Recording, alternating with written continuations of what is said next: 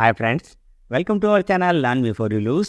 तो फ्रेंड्स, अगर आप ये मेरा वीडियो देख रहे हैं तो आपके बारे में मैं दो बातें प्रेडिक्ट कर सकता हूँ कि पहली बात तो ये कि आपके पास पैसे हैं और दूसरी बात तो ये आपको बहुत सारी बिजनेस अपॉर्चुनिटी या इन्वेस्टमेंट अपॉर्चुनिटी के बारे में पता है और आप हो सकता है आप एडवाइस चाह रहे हो या आप एक सही डायरेक्शन चाह रहे हो कि आपको कैसे इन्वेस्टमेंट करना है। तो जैसा मेरे से हो सके मैं अपने तरफ से आपको समझाने का प्रयास करूँगा। तो फ्रेंड्स, देखो, अभी आप एकदम मध्य में हो। मध्य में होने का मतलब एक तरफ आपके हाथ पे पैसे हैं और दूसरा आपके सामने बहुत सारी इन्वेस्टमेंट अपॉर्चुनिटी है। ठीक है, तो ये दोनों बातें हैं। तो अब मैंने थंबनेल में क्या लिखा है, before you invest your money. ठीक है, तो आप मध्य में अभी हो तो आप समझो, तो अपने को समझना पड़ेगा दोनों पक्षों को। तो पहला पक्ष क्या है? पहला पक्ष है मनी। मनी को अगर आप गहराई से समझो तो वो सबसे बैक में जाते हैं। तो मनी क्या है? मनी एक एक्सचेंज का मीडियम है। ठीक है, मनी का सबसे ओल्डेस्ट फॉर्म क्या है? ओल्डेस्ट फॉर्म है तांबा, या बोल सकते हैं अपन गोल्ड ऐसी मतलब सबसे ओल्डेस्ट फॉर्म ऑफ करेंसी है ना। तो आप समझो, आपके हाथ में जो मनी होना चाहिए ना, वो गोल्ड के फॉर्म में होना चाहिए, या फिर अपन क्या बोल सकते हैं, लैंड के फॉर्म में भी आपके पास में हो सकती है। अभी जो 500 रुपीज़ का नोट है वो क्या है? वो पेपर मनी है और उस फॉर्म में आप रखोगे तो समय जैसे जैसे बढ़ता जाएगा आपका उस पेपर मनी की वैल्यू गिरती जाएगी। और जैसे अगर आपके पास गोल्ड या लैंड के फॉर्म में मनी है तो उसकी समय के साथ वैल्यू अपने आप बढ़ेगी। किसके रेस्पेक्ट में? पेपर मनी के रेस्पेक्ट में। कैसे? जैसे आपके पास एक 500 का नोट है अभी जो आपके पास है, तो लास्ट 1 घंटे में कोई ना कोई एक 500 का नया नोट छपा होगा। तो ऑब्वियस सी बात है, तो नंबर ऑफ नोट बढ़ गया अपने मार्केट में। तो इस तरह से आपका उस 500 के नोट में एक एक्स्ट्रा जो ऐड हुआ है ना, उसे कारण उसमें उसकी वैल्यू डाउन हुई है। ठीक है फ्रेंड्स, इसको आप और डीप में समझना चाहते हैं तो आपको जाके थोड़ा गूगल करना पड़ेगा, आपको ये चीज़ क्लियर हो जाएगा। अभी तो मनी अपने को समझ में आ गया कि मनी क्या है। दूसरा चीज़ क्या है? इन्वेस्ट। अगर आप इन्वेस्ट के ओरिजिन में जाओ तो ये बेसिकली लैटिन वर्ड से आया हुआ है, टू सराउंड, टू क्लॉथ, मतलब ढकना, है ना। अपन थोड़ा सा इसको गूगल किए तो इन्वेस्ट का और क्या मीनिंग मिला अपने को कि स्पेंडिंग मनी, टाइम और energy on something that you think is good और यूजफुल, है ना। कि आप पैसा और मनी, ठीक है, या एनर्जी आप क्या करते हो? स्पेंड मतलब खर्च करते हो, क्या सोच के कि आपको कुछ यूजफुल मिलेगा रिटर्न में, कुछ आपको पता होता है। ये सोच के जो आप करते हो उसको इन्वेस्टमेंट कहते हैं। तो मतलब आप सोचो, इन्वेस्टमेंट जस्ट ना वेस्टेज का उल्टा है। वेस्टेज में हम क्या करते हैं? हम चीज़ों को फेंकते हैं और क्या चाहते हैं? वो चीज़ें गल के विलुप्त हो जाए, समाप्त हो जाए। ठीक है, वेस्ट। ठीक है, और इन्वेस्ट में क्या चाहते हैं? जो चीज़ हम फेंक रहे हैं, जैसे जो खर्चा कर रहे हैं, ठीक है, टाइम, मनी, एनर्जी, व्हाटएवर, हम क्या चाहते हैं? वो धीरे धीरे ग्रो हो और रिटर्न में आपको बहुत कुछ एक्स्ट्रा मिले। ठीक है फ्रेंड्स, तो यही फ़र्क होता है इन्वेस्टमेंट में और वेस्टेज में। ठीक है, तो अब इन्वेस्टमेंट अपने को समझ में आ गया। अब इसके बाद अपने को आगे कैसे करना है? तो अपने को जो बहुत सारे ऑप्शन अवेलेबल हैं अपने पास, मनी है अपने पास, इन्वेस्टमेंट को समझ में आ गया, मनी समझ में आ गया। अब जो बहुत सारे ऑप्शन अवेलेबल हैं अपने को, उसमें कौन सा ऑप्शन का चुनाव करना है वो कैसे होगा? ये डिपेंड करेगा आपके गोल के ऊपर। मतलब आपका लक्ष्य क्या है? आपके पास जो अमाउंट है आप उसको कितने दिन में कितना टाइम्स करना चाहते हो, मतलब रिवार्ड आप क्या चाहते हो और समय, ये दोनों चीज़ें मैटर करेंगी। अब ये जैसे एकदम अनएक्सपेक्टेड है, आप चाहते हो कि मेरे पास 1 लाख रुपए है और 1 साल में वो 1 करोड़ हो जाए, तो ज़्यादा बेटर है। आप जो भी करोगे ना उसे गैम्बलिंग ही कहा जाएगा या वो इलीगल वे ही कहा जाएगा। इसलिए नहीं कि उसमें आपको नॉलेज नहीं है, इसलिए कि आपको जो रिटर्न मिल रहा है ना वो फिजिबल नहीं है। दूसरी बात, आपको जो रिटर्न मिल रहा है ना उतना किसी को लॉस हो रहा है ना। गैम्बलिंग हो, ट्रेडिंग हो, एक्सचेंज हो, यहाँ पे क्या हो रहा है? किसी दूसरे को उतना पैसा पे करना पड़ रहा है तब जाके आपको पैसा मिल रहा है। तो यार, आप ये अनलिमिटेड वे पे आप तो कमा सकते हो पर अगला लॉस नहीं करा सकता ना, तो ऐसा फिजिबल नहीं है। ठीक है फ्रेंड्स, अभी आप देखना कि गैम्बलिंग को अपन हटा देते हैं, इंट्राडे ट्रेडिंग भी नियर अबाउट गैम्बलिंग ही है। तो जिसको इंट्राडे ट्रेडिंग में इंटरेस्ट है तो और थोड़े बहुत वीडियो मैंने डाले हैं और बहुत लोग हैं जिन्हों जो काफ़ी अच्छा इंट्राडे ट्रेडिंग के बारे में सिखा रहे हैं।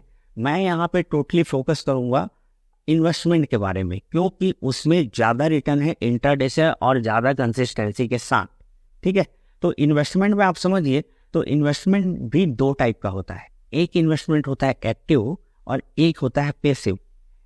पैसिव इन्वेस्टमेंट को पहले समझते हैं क्या होता है। जैसे आपने बैंक में पैसे जमा कर दिया, एफडी कर दिया, कई लोग एलआईसी कर रहे हैं, कई लोग आरडी कर रहे हैं और कई लोग लैंड ले रहे हैं, गोल्ड ले रहे हैं। ये सब आपका पैसिव इन्वेस्टमेंट में आ गया, घर लेना, कमर्शियल प्रॉपर्टी, राइट। अब एक्टिव इन्वेस्टमेंट क्या है? एक्टिव इन्वेस्टमेंट भी इसमें से जैसे लैंड, कमर्शियल प्रॉपर्टी, घर, इसका आप जैसे ट्रेडिंग करने लग जाओ। ट्रेडिंग मतलब खरीदा फिर बेचा, खरीदा फिर बेचा, फिर वो इन्वेस्टमेंट नहीं हो जाएगा, वो आपका प्रोफेशन हो जाएगा, वो ट्रेडिंग में आ जाएगा, तो वो अलग डायरेक्शन है। तो इन्वेस्टमेंट में अपन पूरा जाए तो अपन क्या है, जो स्टॉक है ना, स्टॉक मार्केट में अपन इसको कैसे यूज कर रहे हैं वो मैं आपको यहाँ पे 2-3 आपको क्लू दूंगा, 2-3 मुख्य मुख्य बातें बताऊंगा जो आपके लिए जरूरी है before you invest your money. तो पहली बात क्या, तो पहली बात सबसे ये है कि आप कोई भी इन्वेस्टमेंट कर रहे हो ना, तो आप सिर्फ लॉस पर ध्यान दो। ठीक है, क्योंकि जो लॉस होता है ना वह निश्चित होता है। लॉस कैसे निश्चित होता है? कोई भी बिजनेस, या ऑब्वियसली बात है बिजनेस ही करोगे तभी तो आपको प्रॉफिट के लिए आप आए हो। तो कोई भी बिजनेस जब स्टार्ट करते हो तो जो भी पैसा जो बिजनेसमैन लगाता है तो वो लॉस की कैटेगरी में ऑलरेडी आ जाता है। अब अगर उसका मतलब प्रोडक्ट में सेलिंग होती है, ठीक है, तो वो धीरे धीरे करके पहले जो उसका जो मैन्युफैक्चरिंग कॉस्ट है वो धीरे से माइनस होगा, फिर उसके बाद वो धीरे से प्रॉफिट में कन्वर्ट होता है। तो लॉस जो होता है ना वह निश्चित होता है। तो आप कोई भी इन्वेस्टमेंट कर रहे हो तो आपको सबसे पहले ये फोकस करना है कि लॉस कैसा है, और आपका जो गोल है वही डिसाइड करेगा कि आपको रिवार्ड कैसा चाहिए। अगर आपको एक्स्ट्रॉर्डिनरी रिवार्ड चाहिए तो एक्स्ट्रॉर्डिनरी रिस्क रहेगा। ठीक है, अब रिस्क भी आपको नॉर्मल रिवार्ड चाहिए तो नॉर्मल रिस्क रहेगा, ठीक है, बैंक वाला। मीडियम चाहिए तो आपको स्टॉक मार्केट में भी अलग है, लार्ज कैप, स्मॉल कैप, जैसा ऐसा चाहिए उसके हिसाब से आपका वो है, और एवरेज पे सब सही परफॉर्म करता है। रिस्क भी दो टाइप का होता है। एक रिस्क क्या होता है? एक रिस्क होता है कि आपको जो लॉस होगा, जो बिजनेस का रिस्क है, ठीक है, और दूसरा रिस्क होता है जो लैक ऑफ नॉलेज, आपको पता ही नहीं है आप कर क्या रहे हो। ठीक है, ये सबसे बड़ा वाला रिस्क है। आपको लग रहा है कि आप स्टॉक खरीद रहे हो, ठीक है, इसके बारे में आगे बात करेंगे। अभी दूसरा पॉइंट क्या है कि एक बार जो मैं आपको एक हिंट दे रहा हूँ, स्टॉक मार्केट में आपके काम आएगा। एक बार मैं एक ट्रेन में सफ़र कर रहा था तो एक सरदार जी अपने को मिले, तो पता नहीं वो ऐसे ही मेरे से बात करने लगे और उन्होंने बोला बेटा मैं तेरे को एक टिप देता हूँ। ठीक है, हालांकि उस टाइम पे मैं जॉब कर रहा था एज इंजीनियर। ठीक है, तो आप उस समय आपको मैं बता रहा हूँ कि उन लोगों खुद से बोला कि देख कभी भी ना वो चीज़ का बिजनेस करना जहाँ पे ना जो कस्टमर है वो रोज आपके पास आए, भले 2 रुपए का सामान लेने आए पर रोज आए, तो ऐसा बिजनेस ना नहीं डूबता। और उधारी मत करना। ठीक है, तो ये पॉइंट तो आप समझो, इसको आप इस मतलब चीज़ को आप ना स्टॉक मार्केट में यूटिलाइज कर सकते हो। कैसे करोगे उसको आप समझो। अब तीसरा जो मेन पॉइंट है, ठीक है, स्टॉक मार्केट में या कहीं भी इन्वेस्टमेंट कर रहे हो ना, तो आप समझो वेस्टेज का उल्टा है इन्वेस्टमेंट। तो अगर हमको इन्वेस्टमेंट कैसे कर रहे हैं वो अपने को समझ नहीं आ रहा है तो क्या करना चाहिए? अच्छा, अपने को वेस्ट कैसे करना है कोई सिखाता है क्या? सिखाना पड़ता है अपने को कि वेस्ट कैसे करना है? नहीं पड़ता ना। तो वही जो हम लोग वेस्ट कर रहे हैं ना उसका उल्टा करेंगे तो इन्वेस्ट हो जाएगा, राइट। तो इन्वेस्टमेंट करने के टाइम अपने को क्या ध्यान रखना है?